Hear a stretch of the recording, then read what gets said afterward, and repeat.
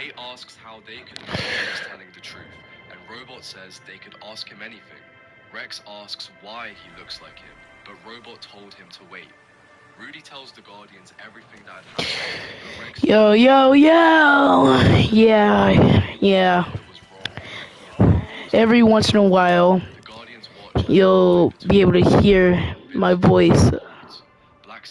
Every once in a while. I'm not saying every time. Every once in a while until I get my controller back, because my dad took it for whatever reason and hasn't given it back since. So, yeah.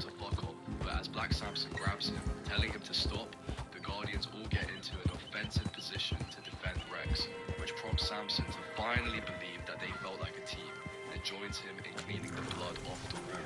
1 month after the Omni-Man incident, Rex and the rest of the Guardians are dealing with a giant creature attacking the city.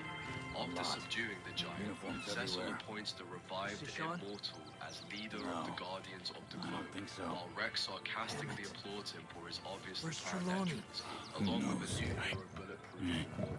After insulting Bulletproof for his name, calling it obvious, he hits back at Rex, telling him that his name, Rex Blood, sounds like some grade school shit, and asks if he needed help coming up with it, leaving Rex embarrassed. In the aftermath of a battle, Invincible have with the Mauler twins and Levy, Rex and the rest of the Guardians of the Globe arrive at the scene, stating that Invincible really lives up to his name, considering he survived an explosion mostly unscathed. Rex, along with Cecil, reassures Invincible that he was fighting an unprecedented threat, while the latter laments on the outcome of the fight. Then, after a training session with the Guardians, Rex is completely tired out, complaining to the Immortal about his harsh method, with him only responding by saying they need to get used to it. Rex later goes for a shower, where he hears Kate.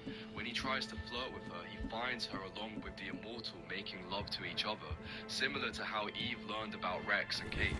When Rex insults the Immortal for his relationship with Kate, she simply claims that they were never a couple.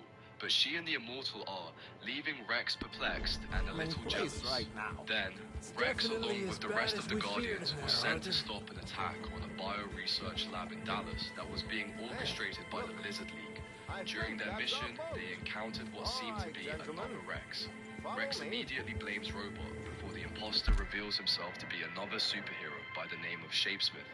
After defeating the League with Shapesmith's help, he gets shown around their base of operations by the Immortal, with Rex sarcastically saying that he should show him the shower, obviously still bitter about last time.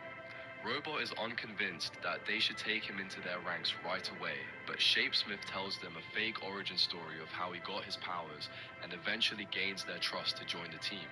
After getting surrounded by Duplicate's copies, she started to talk with Rex.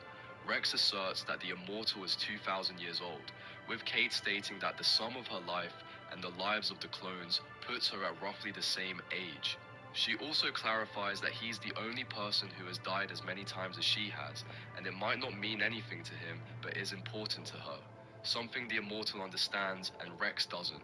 Shapesmith soon enters the room, interrupting their conversation to run in a stationary location. Rex, still confused about his origin, asks him where he really came from. However, Shapesmith dodges the question and does a jog backward on the treadmill. 2 months later, Rex was seen fighting Omnipotence and helped in defeating him. Rex then was seen along with the other Guardians, discovering Shapesmith's identity, and decided on a plan to bring Atom Eve to the team. He goes to her house, and at first Eve questions why he's here. Rex admits that everyone has made mistakes, including him. Eve is still undergoing constant stress. You know how life is. Never a straight road anywhere. Especially with you. Nice to know I'm missing. Have you run out of people to rob? Oh, we'll never run out of people to rob. But without me, you'll not find the caliber of victim that I find. Come on, let's keep them in sight. You all right, Javier? The three decide to do nothing. He hasn't stopped talking since we left you in Valentine. The longest ride of my life. Cute, dear boy. This is very cute. Statement, as Cecil sends the three to deal with a missile attack by none other than the Lizard League. With Ray's help, the Guardians are able to enter the facility and attack the Lizard League. Rex tells them their deaths are imminent as he Apparently, there's needs a to get camp a pizza somewhere real around soon. here Ray where is the able bounty to kill hunters Salamander, meet. while Komodo Transfer Dragon before kills Kate continuing and out devours west. and kills I Shrinking Ray imagine within that's him, where they're leaving headed. Rexplode alone to fend for himself. Rex, being the last Guardian standing, desperately attacks with everything. He kills Iguana with a blasted charge he thrown, and Komodo with a charge in his hand after being bitten off by him, resulting in Komodo's head being blown apart. Left severely beaten, tired, and now with only one hand he begins spiraling and breaks down in sobs and laughter. Then, Lizard King with Ray's help, the Guardians are a statement as the shuttle leaves Earth, and the three decide to do nothing but order a pizza. At first, Ray says they should monitor Earth alerts, but Rex denies as nothing will happen. This is proven a false statement, as Cecil sends the three to deal with a missile attack by none other than the Lizard League. With Ray's help, the Guardians are able to enter the facility and attack the Lizard League. Rex tells them their deaths are imminent as he needs to get a pizza real soon. Ray is able to kill Salamander, while Komodo Dragon kills Kate and devours and kills Shrinking Ray within him, leaving Rexplode alone to fend for himself. Rex, being the last Guardian standing, desperately attacks with everything. He kills Iguana with a blasted charge he thrown, and Komodo with a charge in his hand after being bitten off by, resulting in Komodo's head being blown apart.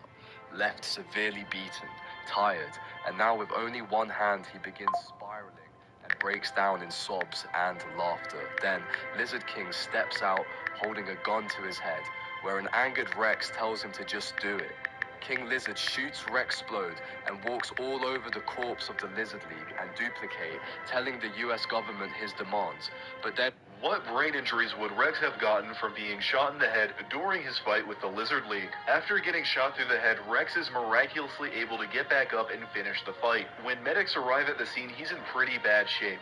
Judging from the course of the bullet, graph and research courtesy of u/Tyree21 on Reddit, the bullet went through the right side of his brain, avoiding structures in the back and middle, which would have definitely killed him. His occipital, parietal, and frontal lobe would have been the most affected. The damage to the occipital lobe would have heavily impacted his vision and perception. The damage to the parietal lobe would have impacted his sensory and movement functions. He wouldn't be able to feel or properly move the left side of his body.